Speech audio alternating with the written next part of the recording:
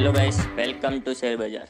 मेरे ख्याल से बजाज फिनसर्व पर ध्यान देना चाहिए। ट्रेड कर रहा है 1927, जा रहा है 2000 की तरफ, लेकिन पहला टारगेट रहेगा 1950, स्टॉप होगा 1928 रुपए का। तो ये इस समय गावस्कर की पिक। चंदन, आप क्या कैरी कर रहे हैं कल के लिए? बिल्कुल। देखें तो मेरा फोकस रहेगा रियल एस्टेट काउंटर से, और कहीं ना कहीं आप देखोगे कि अब फेड के रेट कट के बाद में कहीं ना कहीं फोकस आरबीआई गवर्नर पे रहेगा, और मेरा मानना है कि रेट सेंसिटिव सेक्टर पूरा यहाँ पे मोमेंटम दिखाते हुए नजर आएंगे। तो ओबेरॉय रियल्टी पे यहाँ पे खरीदारी की सलाह रहेगी। वीकली चार्ट में ग्राउंडिंग फॉर्मेशन बन के, और लगातार पिछले 10-12 दिनों से हाई टॉप हाई बॉटम के फॉर्मेशन बने। रोल ओवर्स भी बेटर है, और मेरा ऐसा मानना है कि कल मंथली एक्सपायरी के चलते यहाँ पे शॉर्ट कवरिंग के ट्रिगर भी बनने चाहिए, क्योंकि स्टॉक अपने वॉल्यूम वेटेज एवरेज से काफी ऊपर चल रहा है। तो 1910 के सपोर्ट से ओबेरॉय रियल्टी पे खरीदारी की सलाह रहेगी। ऊपर में 2040 तक के टारगेट यहाँ पे बनने चाहिए। Okay, Oberoi realty. मानस साहब का ट्रेड थर्सडे मॉर्निंग के लिए। तो देखिए, बजाज फाइनेंस में खरीदारी करने की राय रहेगी। अगर आप पैटर्न देखेंगे तो यहाँ पर करेक्शन हो गया, स्टॉक ने एक बॉटम बनाया है, तो इसके फ्यूचर में खरीदारी करनी है। करंट लेवल्स पे बजाज फाइनेंस के फ्यूचर में खरीदारी करेंगे। 7569 के स्टॉप लॉस से खरीदारी करनी है, और 7800 7800 के टारगेट सेट करने हैं बजाज फाइनेंस के फ्यूचर में। पहले बजाज फिनसर्व आया, अब बजाज फाइनेंस आ रहा है। दोनों ही B2 काउंटर्स में एक अपॉर्चुनिटी। अमित, आपका ट्रेड? जी मैं ऑरो फार्मा कैरी करूंगा। ऑरो फार्मा एक स्ट्रॉन्ग 50 डेमा सपोर्ट से एक स्मार्ट रिकवरी दिखा रहा है। ओवरऑल चार्ट स्ट्रक्चर यहाँ पे पॉजिटिव है, तो ऑरो फार्मा बाय करें। स्टॉप लॉस रहेगा 1510 का, और टारगेट्स रहेंगे 1550 एंड 1570। ओके, राजेश सरपुते जी, आपकी ट्रेड? अनुज जी, देखिए मुझे लगता है कि पावर स्टॉक्स अच्छे लग रहे हैं। Power grid, NTPC, Tata power. तो सोच रहा था कौन सा लेके जाओ, तो I think I would like to go long with the power grid. मुझे लगता है बहुत ही क्लीन ब्रेकआउट मिला है, आज फॉलो थ्रू मिला है, और एक छोटा टारगेट इसका पेंडिंग है, दैट इज 375 का। So at a level of 363 it's a buy in power grid. Stop loss हम 5 रुपीज का मेंटेन करेंगे, so our stop loss will be at 358। Okay, power grid यहाँ पे आपका टॉप कॉल। निफ्टी 26,025 पे Gaurang all time high close देने जा रहे हैं हम। आप क्या कैरी करेंगे रेस्ट ऑफ द वीक के लिए, और आपकी जो पोजिशनल ट्रेड होगी वो क्या होगी? तो पोजिशनल ट्रेड में एक स्टॉक जिसका जिक्र मेरे ख्याल से हर्षदा ने किया था प्रोग्राम की शुरुआत में, कार्यक्रम की शुरुआत में, वो है एनटीपीसी। एक ट्रिगर एनटीपीसी ग्रीन एनर्जी को तो लेकर ही है, लेकिन लक्ष्यांक के रूप में अगर आप हमें पूछे तो करीबन 500 रुपए तक का लक्ष्यांक एनटीपीसी में नजर आता है।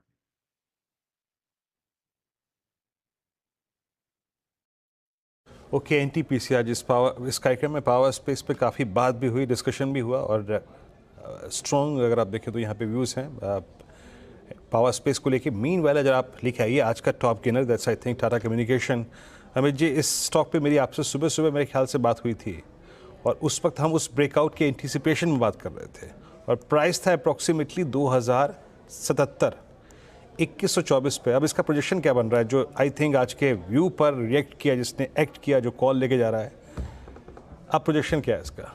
जी वीरेन जी, अच्छी बात ये है कि आज काफी अच्छे खासे वॉल्यूम से ये ब्रेकआउट आ रहा है। और जब भी हमने देखा पिछले कुछ दिनों में कि जो भी स्टॉक में एक वॉल्यूम के साथ ब्रेकआउट हुआ है, तो वोली मूव कंटिन्यू रही है। For example MNM, Escorts and all एकदम हाईएस्ट वॉल्यूम बार बना है यहाँ पे। तो अगर किसी का इंट्राडे है तो वो तो क्लोज कर सकते हैं, लेकिन अगर किसी को कैरी करना है या फ्रेश पोजीशन बनाना है तो 2100 का एक टाइट स्टॉप रखे फॉर टारगेट्स ऑफ 2200 एंड 2250।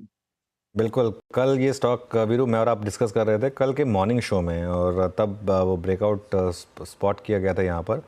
और इनफैक्ट इसका 52 वीक हाई लो की प्लेट देखते हैं, मेरे ख्याल से अभी भी हम अपने इसके स्टॉक के 52 वीक हाई से करीब करीब 50 या 60 रुपये दूर हैं। अगर जो कल हमारी डिस्कशन हो रही थी 2190 के आसपास इसका, ओके आज एक्चुअली क्रॉस किया। कल हम दूर थे 60 रुपये, उसको आज क्रॉस किया। देखिए 3 अप्रैल 2024 को लगाया था इसने ये 52 वीक हाई, और आज इसको क्रॉस किया, तो एक फ्रेश एक्सपेंशन की शुरुआत यहाँ पर टाटा कम्युनिकेशन में। कल 2020 या 30 पर था, और अब वहाँ से 100 रुपये का ऑब्वियसली एक शानदार मूव है, तो फ्रेश ऑल टाइम हाई पर ये स्टॉक इस समय ट्रेड करता हुआ।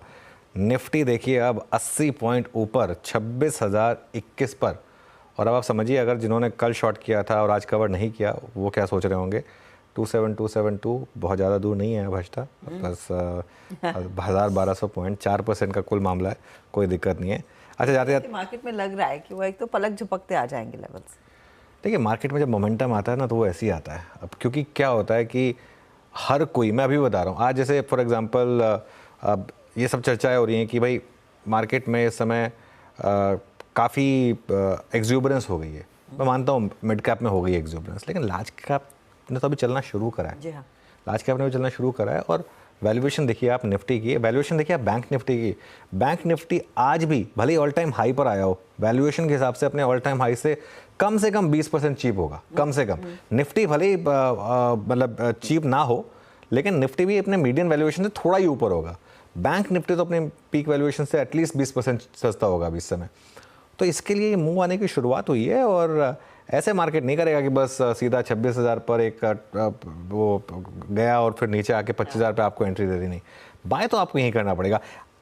करेक्शन आनी भी है ना, वो आपकी बाइंग के बाद आएगी, ये आप समझ के चलिए। ये अगर आप वेट कर रहे हैं ना कि मैं करेक्शन में बाय कर लूँगा, नहीं, करेक्शन आएगी भी ना तो आप जब तक आप बाय नहीं करेंगे तब तक नहीं आएगी। पहले आप बाय करिए, फिर मार्केट आपको करेक्शन देगी और उस करेक्शन में फिर आपको ऐड करने का मौका देगी। आपको कभी ना कभी तो लेना पड़ेगा। आप ये सोच के नहीं बैठ सकते कि मैं जब तक 2500-500 नहीं आएगा तब तक नहीं खरीदूँगा, क्योंकि हर लेवल पर आपने ये सोचा है कि जब तक 500 पॉइंट नहीं गिरेगा, जब तक 1000 पॉइंट नहीं गिरेगा मैं नहीं लूंगा। उस चक्कर में कितना मिस हुआ है मार्केट। ये 21,000 से वन वे रैली चल रही है। एग्जैक्टली मैं ये बोलने वाली थी कि मुझे कि वो 20-21,000 से मार्केट में जब कन्विक्शन के साथ कहा था कि देखिए लॉन्ग टर्म बुल रन का एक बड़ा मौका है। एग्जैक्टली तो मार्केट ने आपको डीप करेक्शन नहीं दिया, डीप करेक्शन नहीं दिया, आपको चलते बाजार में ही उतरना पड़ेगा। 1000 पॉइंट की करेक्शन दी है, एक 500 पॉइंट की करेक्शन दी है।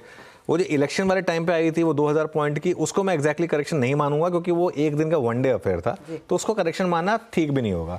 उसको आप छोड़ दें एक बार के लिए। तो ये वाली जो आपको डिप दिखाई देगी करीब करीब जुलाई अगस्त के करीब जो आई थी, ये 1000 पॉइंट वाली डिप थी। उसके बाद एक आपको 500 पॉइंट की डिप मिली, दैट्स इट। उसके अलावा